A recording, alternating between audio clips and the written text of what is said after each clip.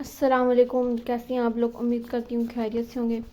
आज अपन नामा की नेक्स्ट एपिसोड रीड करेंगे। चलिए स्टार्ट करते हैं। नामा का नाम है इंतज़ार जाना, किस्त नंबर 98। खुद को किसी के हसार में महसूस करती अरमीना के पसीने छूट गए थे। बदल कर पीछे होना चाहा, लेकिन मुकाबले के करीब इस लम्हे सख्ती दर आई थी। इसे बीके बनफशी आंखें उठाकर इसकी आंखों में देखना चाहा, लेकिन इन आंखों में नमी देखकर मुकाबले के अंदाज में सख्ती आई थी। मसलसल इसी का एहसास किए बिना अरमीना ने इसका झटका लगाकर खुद को इसके गिरफ्त से छड़ाया था। तो गहरी नजर से इसके चादर में छुपे सरापे को देखा था। कॉलेज के वाइट यूनिफॉर्म में नीचे ब्लैक कलर के जूते में मनबूस मुकाबले को खुद की तरफ मुतवज्जा कर चुकी थी। आप रो क्यों रही है? मुकाबले इसकी नम आंखें देखते सवाल करते इसके 2 कदम करीब हुआ था, जबकि वह बदक कर पीछे उठी। आपसे मतलब वो दो खाई से बोल खोया हुई थी। ये वही लड़का था जिसके साथ इसकी मुलाकात गेट पे हुई थी। अब फिर से इसके सामने खड़ा हुआ था। इसकी कुछ देर पहले की गई हरकत आमिना की नज़र में इसकी वैल्यू कम कर गई थी। अब रो क्यों रही थी? पूछना तो बनता था। इसकी आंखों में सन झांकते हुए वो संजीदगी से सवाल कर रहा था, लेकिन आमिना इसके सवाल का जवाब देने में शायद इंटरेस्टेड नहीं थी। वो इसकी मौजूदगी से खाइफ हुई थी। इसकी नज़रों में एक अजीब सा सर्दपन था।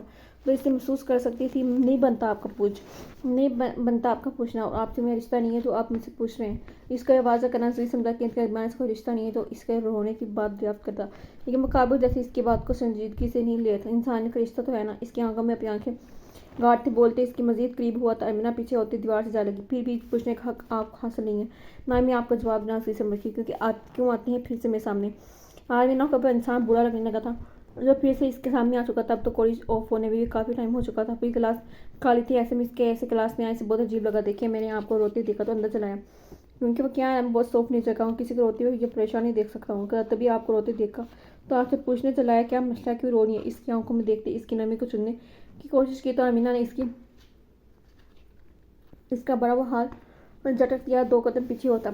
मुझे छूने की कोशिश मत कीजिएगा, उंगली उठाकर बॉन्ड करने वाले अंदाज में बोली थी, जिससे इसके अंदाज में मुकाबले का चेहरा सूखा। किसने कहा आपसे कि आपको छूने की कोशिश की? मैं तो बस आप तो क्या बस इसकी साइड से निकलती पर बैग उठाकर क्लास से निकल गई थी कि वह इंसान जिसे दुनिया से सबसे फारिग इंसान था, जिसे वक्त की कदर नहीं थी। वह बैग उठाकर इससे पहले क्लासरूम से निकलती कि इसकी कलाई गिरफ्त लेते इसका थोड़ा करीब कर गया, जिस पर आंखों में लाल शोरे के लिए मुकाबले की गोली थी। छोड़े मुझे। अंदाज बिल्कुल वैसा था जैसे वो आजमा खान के करीब माए पे से दूर करने की करती थी। क्यों? इस पर इंसान जैसे बह कर रहा था। आमिना ने पूरी कुव्वत से इसके गिरफ्त से खुद को छुड़वाया था। अगर मैं आप भाई को बताऊँ तो आपके भाई आपको ये भी नज़र नहीं आएंगे, लेकिन अब मैं आपको अपनी ज़बान में समझा रही हूँ। दूर ही मुझसे। अब यही आपके हक में बेहतर है। वो इसको वार्निंग देने के अंदाज में बोलकर क्लास में निकल कर हॉल की तरफ चली गई थी, और फिर वहाँ से मेन गेट की तरफ। लेकिन इसके पीछे पीछे ये आता, ये इंसान पीछे पीछे ये इंसान क्यों इसके पीछे जबत का पैमाना बेस करने की मैं कोशिश में था। आपके भाई से तो मैं नहीं डरता। मैं अभी जीन्स की पॉकेट में हाथ डालते रिलैक्स अंदाज बोलते अरबिना को पीछे पलटने में मजबूर करा था। पलट के इसे चुभन ज़्यादा अंदाज में देखने लगी। वो गाँव के सरदार है और आपको नहीं पता, वो आपका एक पल में कीमा बना देंगे और कुछ नहीं कर सके, आप कुछ नहीं कर सकेंगे। इसके तरफ देखती तंजिया दाद बोली तक मुकाबले लबों के गोशों पर फैली मुस्कान इसकी नज़र में मखमी रही थी। वरना वो उसको समझ जाती थी। रियली मुझे तो मिलना पड़ेगा साले साहब से। इसने मुंह में बड़बड़ाया। इसके सामने क्या इसको मुझे बरक नहीं दे सकता था। आप मेरे पीछे पीछे क्यों आ रहे हैं? इसके अपने पीछे आने पर चोट कर रही थी, क्योंकि अब चलने लगी थी। वो लड़का इसके पीछे जाता। ये सारी जगह आपके नाम पर तो नहीं है जो यहाँ से कोई गुजर नहीं सकता? अगर आप यहाँ से चल के जा सकती हैं तो मैं भी जा सकता हूँ, आप मुझे रोक नहीं सकती। इसकी तरफ झुकते वो बोला था। मीना के दांत पीछे थे। इसके बात का जवाब दिए बगैर आगे बढ़ने लगी। जब वो तेजी भागकर इसके सामने आ रही थी, इसे देखकर सच झटक गई थी। जो जवाब तो देते थे आप।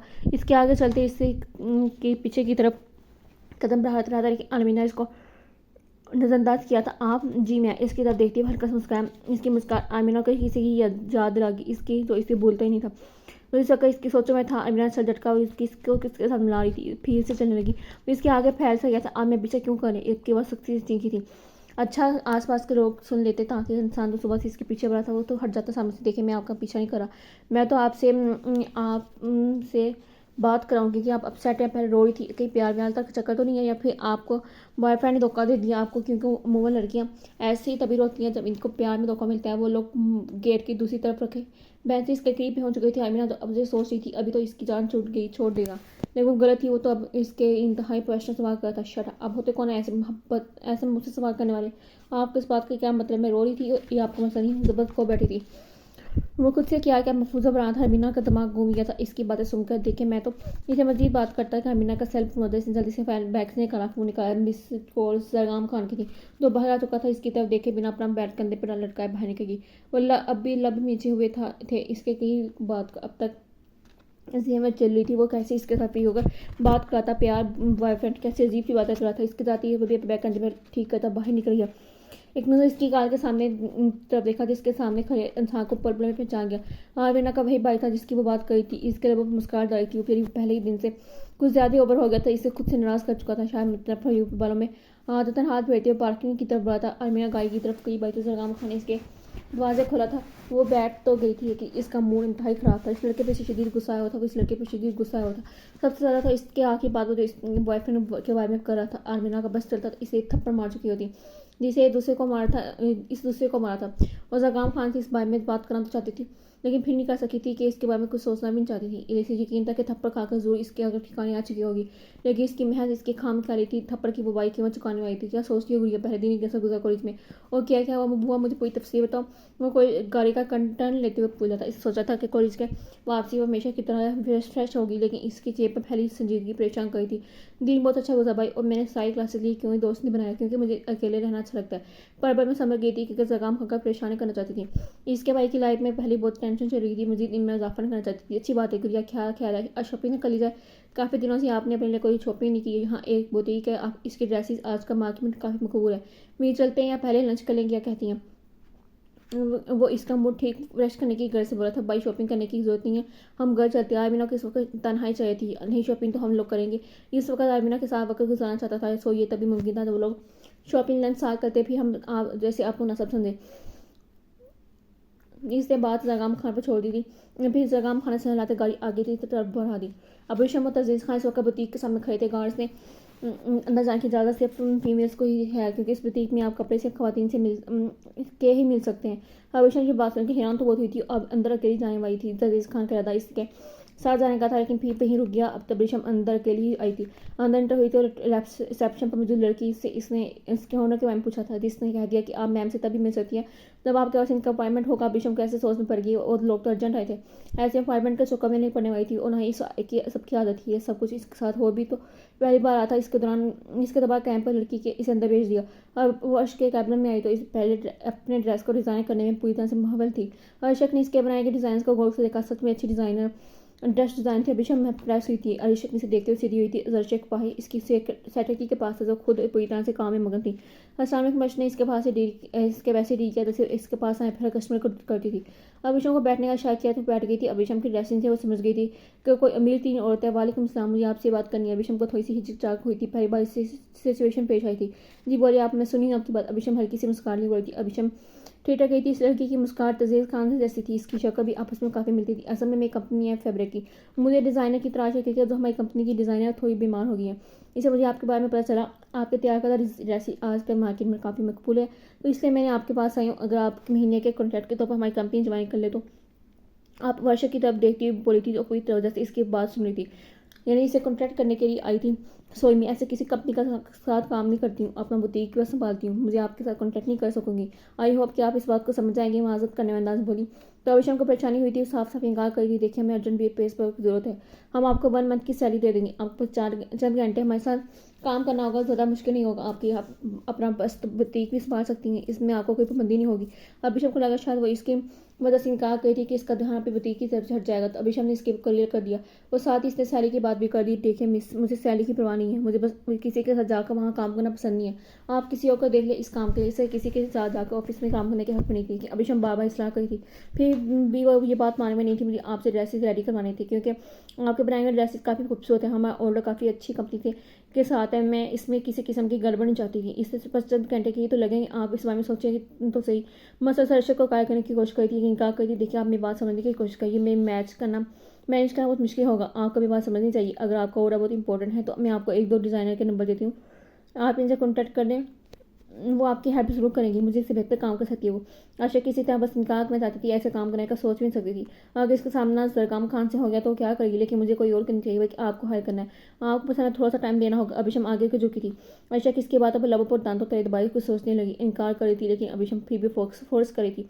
ना जाने क्या वजह थी वो जो इससे इंसाफ निकालने का पाई थी। देखिए आपको ज़रूरी से ज़रूर मुझसे अपनी ड्रेस रेडी करवाएं, तो आप एक काम करें, आप अपने डिज़ाइनर मुझे भिजवा दें, मैं यहीं आपके ड्रेस तैयार कर दूंगी, क्योंकि ऐसे ही ऑफिस नहीं आ सकती। ये सोच कर हुई थी अभी शमी से इनकार कर देगी, फिर वो बच जाएगी, क्योंकि किसी के ऑफिस जाकर काम करने वाली थी।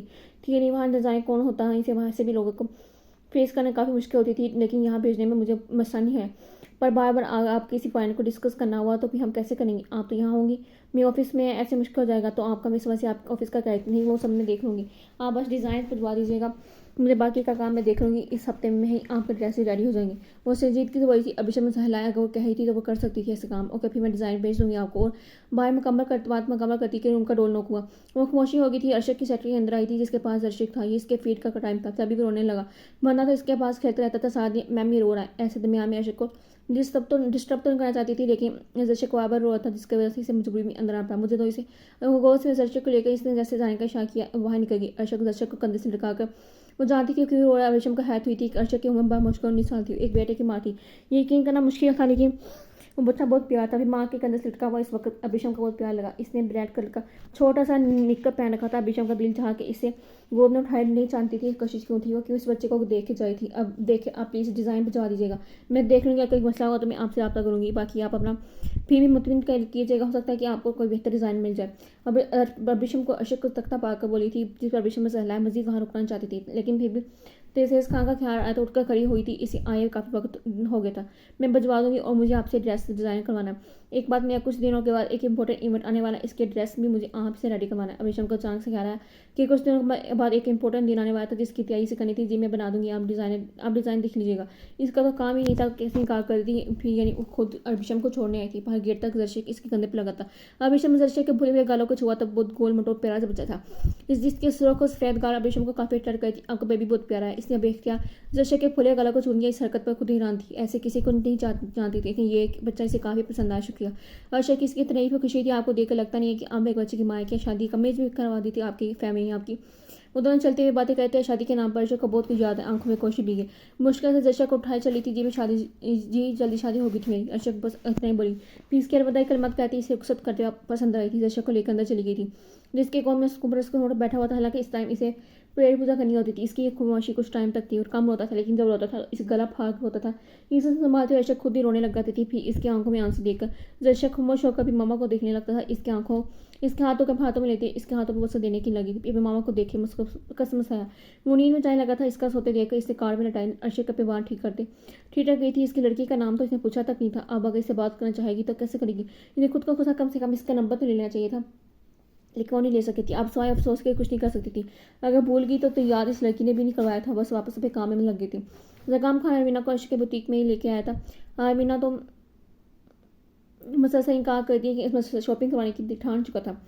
इसकी गाय बुटीक के सामने रुकी गुड़िया अरमीना को खामोश देखकर जगाम खान से पकड़ा। वो सना फिर हिलाने लगी, अंदर नहीं जाना चाहता। वो इस वक्त काफ़ी अनकंफर्टेबल फील कर रही थी कि जगाम खान की वजह से वो यहाँ आ चुकी थी। या प्लीज़ इस दुनिया को फेस करना चाहिए, अब कब तक ऐसे छुप कर बैठी रहोगी, अंदर आओ चलते हैं। इसके हाथों को नाजुक हाथों में लेते हुए इस पर से हटकर दबाव देते हुए बोला। जिसने आमिना इसकी तरफ देखा, भाई हम लेट हो जाएंगे, जाते हैं ना, जब शॉपिंग में खासा वक्त लग जाएगा, आपको बहुत सा टाइम काम करने होंगे, सो मेरा ख्याल शॉपिंग के बजाय हमें वापस जाना चाहिए। ना कोई बहाना बनाना चाहती थी इस अंदर जाने से पूछने के गुड़िया में बहुत लेट इस वजह से हुआ ताकि सारे काम खत्म मार कट के आया हूँ, आज का पूरा दिन आपके साथ गुजरेगा। फिर शॉपिंग में मुझे भी पता है खासा टाइम लगता है, तभी मैं फ्री हो गया हूँ, चलते हैं आप अंदर जानबूझ कर अंदर ना जाए कि सब कुछ कह रही है। इसके अंदर पकड़ चुका था, अमीना खज्जर होगी। फिर इसके गाय में निकलना पड़ा, दोनों साथ साथ गाय से निकलेंगे, सामने से गाय से बाहर निकला।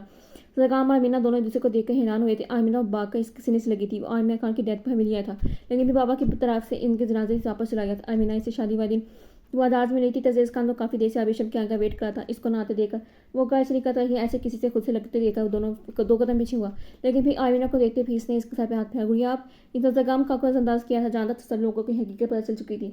आज सब लोग इस हवेली में वापस देखना चाहते थे, इस हवेली में कभी जाना नहीं चाहता था जिसमें इसके साथ जितना सब कुछ हुआ था। इसकी माँ भी माँ की याद आती है, सबको याद आती है। अपनी आंखों की नमी व मुश्किल पार भाई आप क्यों हमसे मिलते नहीं है। वो शिकवा करने लगी थी, इस पर इसे क्या जवाब तक मोशा। गुड़िया मैं बिजी होता हूँ, आप क्या करती हैं आजकल। जकाम खां को कमर इग्नोर करते आमिना से पूछा। जकाम खां से जाने के बचपन से इसे अच्छा बर्ताव नहीं कर पाया था, शायद वो जरस होता था कि इसके बाबा का प्यार जगाम खान के आने के बाद कम हो गया था। मैंने कॉलेज अगेन ज्वाइन किया। आप क्या करते हैं जानी भाई, और वह कैसे हैं। इसे यही था कि वो जानी खान के साथ रहता था, इस वजह से इनके मतलब दरियाफ्त करने लगी वो ठीक है मैं इनके साथ नहीं रहता। तजीज़ खान ये दरमियान में रोड पर खड़े और बातें करना अच्छा लगा था, लेकिन आमिना से कर रहा था क्योंकि इतने अरसे से मिला था। आप इनके साथ नहीं आते, मैं तो शॉपिंग मेरा भूल चुकी थी। इस वक्त इसके अब अहम तजीज़ खान था जिससे इसका बात करें। तजीज़ चले और बिशम दो इस वक्त बुटीक से निकली थी। तजीज़ खान के सामने किसी देख लड़की को देखकर जल बगी। वो नहीं जानती थी इस लड़की कौन थी। तजीज़ खान के साथ इसका क्या रिश्ता था, लेकिन इसे इस लड़की के करीब देखकर परेशान हुई थी। कोई लड़की इसके शौक के सीने से लगी थी, अब फूलों के हाथ तो पहनाने से रही थी। एक पल के तो इसका दिल चाहता था जैसे के सवाल का क्यों इस लड़की को खुद से लगाए खड़ा था, लेकिन वो जानती थी इसके सवाल का जवाब नहीं देगा, तभी इसके वापस चलने का कहा। इस वजह से पलट कर इसे देखा, इसके फेस एक्सप्रेशन से लगा था इशू चल हल हो चुका था। हो गया मसला हल। क्या क्या था बतीक का, उन्होंने मान की क्या। मैं ऑफिस में क्या और बिशम से 1 साल 2 बार कर चुके थे। हम ऑफिस चल कर बात कर रहे, इस वक्त इन लोगों से दूर जाना चाहती थी। इसे अभी तक ज़काम खान को नहीं देखा था। फिर आमिना पर नजर थी इसकी। आमिना ने पलट कर है से देखा, ये कौन है। तजीज़ खान को देखते पूछने लगी। फिर अबिशम अपनी ग्रीन आंखों से देखा, हुआ शी इज़ माई वाइफ। और ज़काम खान की तरफ देखते आमिना से था अलमीरा से वो खा देता तो आंखों में हैरत ली। अबिशम को देखी थी ज़काम खान इसे तो पहले शक था कि इसकी तो पहले बीवी थी। ऑफिस में भी तो इसे मिल चुका था। अबिशम के साथ पाई जाती थी, हर जगह इसके साथ ही पाई जाती थी। भाई आपने शादी कब की। इसके मुंह से लफ्ज़ वाइफ सुनकर बहुत हैरान हुई थी, यानी इसने इसके बगैर शादी कर ली। इनको बताए बगैर वो इसके भाई था प्लस तेला, इसीलिए आमिना ने हमेशा इसे सगा भाई समझा। आमिना के लिए लफ्ज़ भाई सुनकर बेशम को अटका सांस बाहर हुआ। यानी इसकी बहन थी, वो क्या क्या सोचती थी। शुक्र है इंसान के दिल में जो होता है लब के सिवा कोई नहीं जानता, वरना बहुत से राजों से पर्दा उठ जाता है, बस कब भूया होगी। मुख्तसर से जवाब देता बेशम की तरफ मतवजा आमिना ज़काम खान की तरफ वो अंदर ले जाने की तरफ इशारा कर रहा था, क्योंकि तजीज़ के मिलते ही वो तो भूल ही चुकी थी कि वो भी क्यों था। भाई आप हमारे साथ लंच करेंगे। ज़काम खान की तरफ तजीज़ खान से बोली थी। रेशम के साथ शायद वापस आने की इरादा था। गुड़िया मैं बहुत बिजी हूँ। इस दिन ज़काम खान को वैसे इनकार कर चुका था। ऐसे अमीना को साफ इनकार नहीं कर सकता था, तभी से मुसीबत का बहाना बनाने लगा। आबिशम संजीदगी से इस लड़की को देखी थी, जैसे वो तजीज़ खान की कोई क्लोज रिश्तेदार थी, लेकिन कौन, ये सवाल इसके जहन में गदश का था। हाँ, तजीज़ खान से इसकी फैमिली का मतलब हर हाल में पूछने वाली थी, हर बार टाल देता था, लेकिन आज इसका आदत तफसील से पूछने का था। भाई प्लीज़। इसका हाथ थाम चुकी थी, ऑपरेशन से बात नहीं कर पाई थी क्योंकि इसकी शक्ल में पहली संजीदगी काफ़ी अपसेट हुई थी। इसकी अबावी थी अपने भाई की बहुत खुश थी, जो कुछ माजी में तजीज़ खान की माँ के साथ हुआ भूल पाता। वहाँ की इसके इंसान हरगिज़ नहीं था, आसान हरगिज़ नहीं था, इससे दूर था। तो इसके बाद का इससे बहुत अफसोस था। गुड़िया फिर कभी से अभी इसके गाल थपथपाते इसके हाथों से अपना हाथ फैलाते बोला था। अमीना के चेहरे पर फिर उदासी देखकर एक पल की इसे बुरा लगा, लेकिन उसे ज़काम खान के साथ कंफर्टेबल फील नहीं करता था। वो तो इसके साथ खाने का सवाल पैदा नहीं होता। वो दूसरा बार बेशम को कभी फैमिली के बारे में पता नहीं लगने देना चाहता था। अभी इसके नज़रों में बहुत से सवालों को पड़ चुका था, जानता था जरूर अमीना के बारे में इससे सवाल पूरे करेगी, क्योंकि ज़काम खान से पहले मिल चुकी थी, लेकिन अमीना से भाई मिली थी। ठीक है भाई। अमीना दासी पड़ी। तजीज़ खान वहाँ से मजीद रुक नहीं सका। बेशम वो गाड़ी की तरफ बढ़ गए थे। तजीज़ खान के चेहरे पर इस दिमाग में वाकई की तरह संजीदगी नहीं थी, यानी अभी बहन से मिलकर खुश हुआ होगा, लेकिन अपनी फैमिली के बारे में कुछ डिस्कस नहीं करता था। ये बात अभिशम को परेशान करती थी। वो इस वक्त ड्राइव कर रहा था, लेकिन अभिशम की नज़र इस पर थी। कुछ बोलने के लिए लब खोलने वाली थी। तजीज़ खान का फ़ोन बजा। इन्हें इसका हाथ स्टेरिंग पर था, दूसरे हाथ से फ़ोन उठाकर कान से लगा। अभिशम इसे फ़ोन में बिजी देखती हुई खामोश हुई थी। काफ़ी देर तक फ़ोन पर लगा रहा था। अभिशम इसे देखती रही, इस बात से जान थी कि जानबूझ कर बात लंबी करा था। अभिशम से बात ना कर सके, ज़रूर भी इसकी फैमिली के बारे में पूछेंगी। ये बात करना इसे नहीं चाहता था। अभिशम इसकी कॉल लंबी होती देखकर तभी थी इस ऐसी भी काजुई कॉल थी जो खत्म होने का नाम ही ले रही थी। इसने फ़ोन बंद करके वापस डैशबोर्ड पर रखा। तो अभिशम ने इसके फ़ोन का गौर था, ये कौन है जो बलावजा तंग कर रहा तुम्हें। वो कुछ देर पहले वह पाके को बोलकर इसके बात को कर चुकी थी। आकर वो मिलूँ बोलना चाहती थी, तंग नहीं मुझसे इंपॉर्टेंट बात करा था। और आपको इस मतलब बेचैनी क्यों हो रही है, वो बताकर बोला था कि अभिशम का बेतुका सवाल से पसंद नहीं आया था, यानी वो इसके फ़ोन कॉल्स का भी रिकॉर्ड रखने वाली थी और किससे बात कर था बात अभी पता करने वाली थी। ये चीज़ तजीज़ खान को काफ़ी लगा गई थी। मजीद कोई बात किए बिना ड्राइव कराने लगा, लेकिन अभिशम खामोश नहीं होने वाली थी। तो ये थी आज के एपिसोड। उम्मीद करती हूँ पसंद आएगी। लाइक कमेंट शेयर करना मत भूलिएगा।